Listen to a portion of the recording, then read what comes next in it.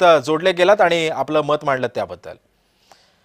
पुढची बातमी पाहूयात। पुढची बातमी आहे नाशिकमधून। रामकुंडावर गोदा स्नानानंतर आता भाविक महिलांची गैरसोय होतीये। गिरीश महाजन यांनी वस्त्रांतर गृह पाडलंय, त्यामुळे महिलांना कपडे उघड्यावरती बदलावे लागतायत। त्रिपुरारी पौर्णिमेनिमित्त नाशिकच्या रामकुंड परिसरामध्ये दीपदानासाठी भाविकांनी गर्दी केली होती आणि यावेळी भाविक रामकुंडावर गोदावरीमध्ये स्नान करण्यासाठी आले होते।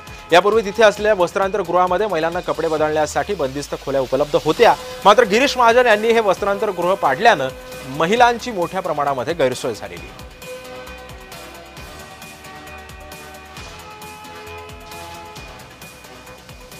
आणि या संदर्भामध्ये बोलण्यासाठी आमचे प्रतिनिधी किरण गोटूर सध्या आपल्या सोबत आहेत। किरण, गिरीश महाजनांनी हा निर्णय घेतला, पालिका प्रशासनाने त्याच्यावरती कारवाई केली, ते वस्त्रांतर गृह पाडण्यात आलं, मात्र प्रशासनाला सुद्धा माहित नव्हतं का की आता दिवाळीचे दिवस आहेत आणि अशा पद्धतीची घटना होऊ शकते, स्नानासाठी अनेक लोक महिला येऊ शकतात, त्यांची गैरसोय होऊ शकते, पर्यायी जागेचा उपलब्ध त्यांना करून देता आली नाही का पर्यायी जागा, आणि या सगळ्यामध्ये आता तिथल्या प्रशासनाचं काय नेमकं म्हणणं आहे?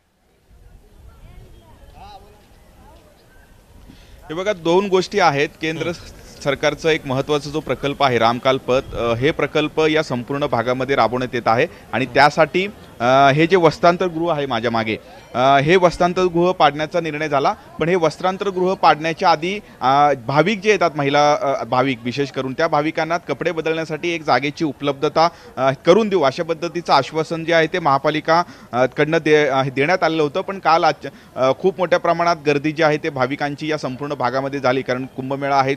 कुंभमेळ्याच्या या सगळ्या अनुषंगाने रोज मोठ्या प्रमाणात भाविकांची गर्दी असते।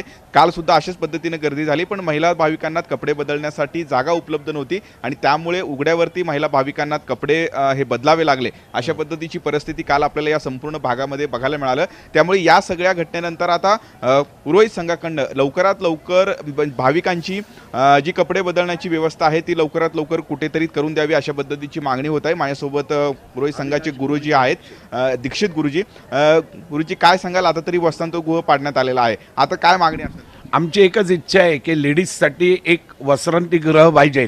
आता तुम्ही काल तर बघितलं, त्यानंतर छठ पूजेला पण बघितलं, लोकांनी लेडीज म्हणजे उघड्यावरच त्यांनी कपडे बदलले। आम्ही त्यांना समजून सांगतो एक साईडला जा, तेव्हा ते पाडायचीच गरजच नव्हती, म्हणजे कशासाठी पाडायचं, आणि हे पाडलं तर तुम्ही आमची सोय पहिले करायला पाहिजे, मग पाडायचं होतं, अशी ही सगळ्या आम जनतेची भावना आहे।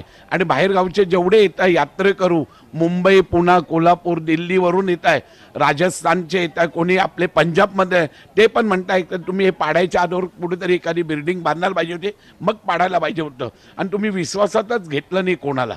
विश्वास महत्त्वाचा आहे आणि हे करायला पाहिजे। तर आमची इच्छा एकच आहे सगळ्यांची की एका ठिकाणी लेडीजसाठी वस्त्रांतिगृह आणि संडास बाथरूम पाहिजे।